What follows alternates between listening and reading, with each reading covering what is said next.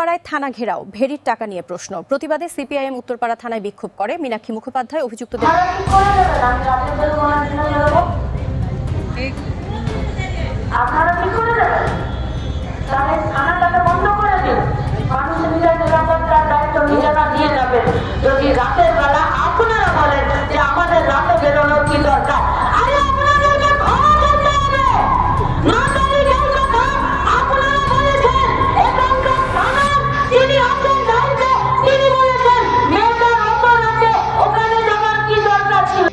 Motor কারখানার ভেড়িগুলো থেকে কারা টাকা তুলছে?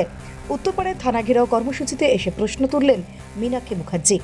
হিন্দ মোটর বন্ধ কারখানায় নাবালিকা ধর্ষণ কাণ্ডে তৃণমূল কর্মী দীপঙ্কর অধিকারী সহ তার 2 সঙ্গীকে গ্রেপ্তার করেছে পুলিশ।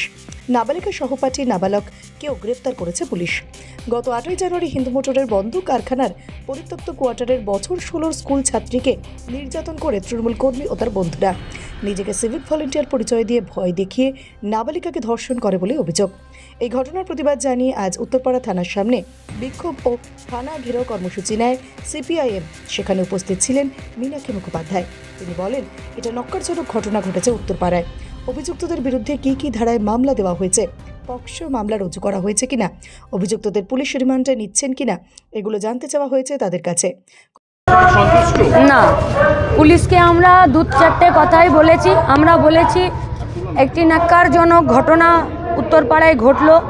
পশ্চিমবঙ্গে যে এখানে ক্রাইম হচ্ছে না, পশ্চিমবঙ্গে যে মেয়েরা সেফ, পশ্চিমবঙ্গে মেয়েরা যে তারা সামনের দিকে এগোচ্ছে, উত্তরপাড়া আবার সেখানে আরেকটি কোয়েশ্চেন মার্ক লাগালো যে মেয়েরা সেফ নয়। আমরা পুলিশের কাছে চেয়েছিলাম যে আপনারা কি এখানে অ্যাকশন নিলেন, আপনারা কি ধারায় দিচ্ছেন মামলা, পক্সো আইন হয়েছে, আপনারা কি তাদেরকে পুলিশ রিমান্ডে নিচ্ছেন, কোন আর্থিক দুর্নীতি থেকে এই সব দুর্বৃত্তদের জন্ম, সেই সবগুলো আপনারা পাবলিককে কোনো একটা বার্তা দিন, সাধারণ মানুষকে আপনারা কোনো একটা মেসেজ দিন যে মানুষ যাতে থাকে। কিন্তু পুলিশের কথা, পুলিশ তো সেই পশ্চিমবঙ্গের তৃণমূল কংগ্রেস দ্বারা পরিচালিত একটি অকর্মণ্য জঘন্য একটি দল, যে দলে মেয়েদের কোনো সম্মান নেই, যে দলে আর যারা দুর্নীতি করে তাদের এখানে পোয়া বারো। ফলত তাদের এখন পুলিশ হয়েছে, ফলত ওরা আলোচনাটাকে সেই ওখানেই নিয়ে গেল যে উত্তরপাড়াতে নাকি কোনো ক্রাইম নেই। আমরা বলেছি পুলিশকে অবিলম্বে প্রেস মিট করুন, কি ধারায় মামলা দিলেন, আর কাকে অ্যারেস্ট করলেন, কতদিনের কাকে পিসি চাইছেন, এবং আপনারা তাদেরকে শাস্তি দেওয়ার জন্য কি কাজ করছেন, আমরা এটা বলেছি। কিন্তু আমরা অন্য কথা বলতে চাইছি। আমরা বলছি রাজ্যের সরকারের উত্তরপাড়া পুলিশও দুর্নীতির জন্ম যেখানে, ধর্ষকের জন্ম যেখানে, ধর্ষকরা একটি সাধারণ মানুষ ধর্ষকে পরিণত হচ্ছে, আর্থিক দুর্নীতি। এবং এই হিন্দ মোটরের ভেতরে যে 100খানা ভেড়ি লিজ কার নামে আছে, কে টাকা তুলছে লাখ লাখ, কার হয়ে টাকা তুলছে, সেই টাকা তুলে সেই টাকা কার কাছে জমা হচ্ছে, সরকারের কাছে না কোনো নেতার কাছে, নাকি পুলিশের কাছেও জমা হচ্ছে? এই দুর্নীতিটা কোথা থেকে হচ্ছে এবং সেই দুর্নীতির মাথাতে কারা বসে আছে? পুলিশ যতক্ষণ না তাদেরকে শাস্তি দেওয়ার ব্যবস্থা করবে, উত্তরপাড়াতেও গোটা পশ্চিমবঙ্গের মতো এখানেও অপরাধ এবং দুর্নীতির কাজ, দুর্বৃত্তদের কাজ বাড়বে। গোটা রাজ্যের সঙ্গে, গোটা রাজ্যের মানুষের সাথে উত্তরপাড়ার মানুষকে আমরা বলবো যে উত্তরপাড়াতেও ক্রাইমের কথা এখানে শুরু হলো। উত্তরপাড়ার মানুষকে বলবো, এক থেকে এই একটি কেসেই পুলিশ যাতে সঠিক ব্যবস্থা গ্রহণ করে, সঠিক শাস্তি দেয়, এবং যেখান থেকে এই দুর্নীতির জন্ম, যেখান থেকে এই ধর্ষকের জন্ম, সেই ভেড়িগুলোর কি ব্যবস্থা সেইটা দেখা যায়। গরিব চাষিরা নাকি এই ভেড়িগুলোর সাথে যুক্ত আছে, মাথায় কি কেড়া আছে মনে হচ্ছে? গরিব চাষিরা তো 100 দিনের কাজের সাথেও যুক্ত ছিল, 100 দিনের কাজটা তৃণমূল বন্ধ করে দিল, আর ভেড়িগুলো চালাচ্ছে। এত গরিবদের প্রতি দরদ, মাথায় কারা আছে মনে হচ্ছে? এই সোনাইয়ের একটি অডিও ভাইরাল হয়েছে। আচ্ছা, সোনাই কে? ও তো নিজে বলছে যে আমি বুথের সহসভাপতি, বলছে না? আচ্ছা, আমাদেরকে কেন জিজ্ঞেস করছেন? পাড়া চায়ের দোকানে যান না যে ভাই সোনাই কোন পার্টির সঙ্গে যুক্ত ছিল, কার সঙ্গে ছবি আছে, সেইটা বড় কথা নয়। পাড়া কি বলছে দেখুন না, পাড়া সোনাইয়ের ওয়ার্ড কি বলছে, সোনাইয়ের পঞ্চায়েত কি বলছে। মাকলা পঞ্চায়েতে চলে যান, সোনাইয়ের বন্ধু মাকলাতে নেই তো? সাংসদের সাহায্য চেয়েছেন প্রধান অভিযুক্ত, কি বলবেন? তার মানে দেখুন, যেখানে সাহায্য পেতে পারে সেখানেই না খুঁজছে। গোটা উত্তরপাড়ার মানুষ পুলিশের কাছে এসেছে অপরাধের বিরুদ্ধে, আর অপরাধী বাঁচার জন্য সাংসদের কাছে গেছে। তাহলে সাংসদ ইজ ইকুয়াল টু পুলিশ। এবারে পুলিশকে ঠিক করতে হবে যে সাংসদ বড় না পুলিশ বড়, এই অপরাধ বড় না অপরাধীদেরকে যারা শাস্তি দেবে তারা বড়।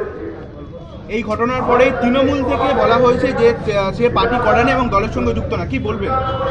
ও তৃণমূল ওরকমই সব করে। এরা ওই কসবাতে ইউনিয়ন রুমে ওই কি মিশ্র ম্যাঙ্গো হেনা তেনা কী সব নাম, এদের তৃণমূলের ছাত্র নেতাকে দেখেননি?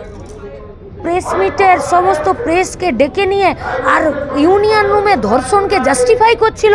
এদের কথাতে আপনারা এখনো গুরুত্ব দিচ্ছেন? এইটাই আমাদের কাছে, উত্তরপাড়ার কাছে, গোটা রাজ্যের মানুষের কাছে, আমাদের কাছে এটাই যন্ত্রণার, যে এই ধর্ষক, এই দুর্নীতিগ্রস্ত চোর, ছেঁচোর, জোচ্চোর, এদের কথাকে এখনো অবধি রাজ্যের মানুষ বা মিডিয়া গুরুত্ব দিচ্ছে। দিদি, আপনারা বিস্ফোরক দাবি করলেন, গাঁজা 60 সর্বোচ্চ শাস্তির দাবি করেছেন।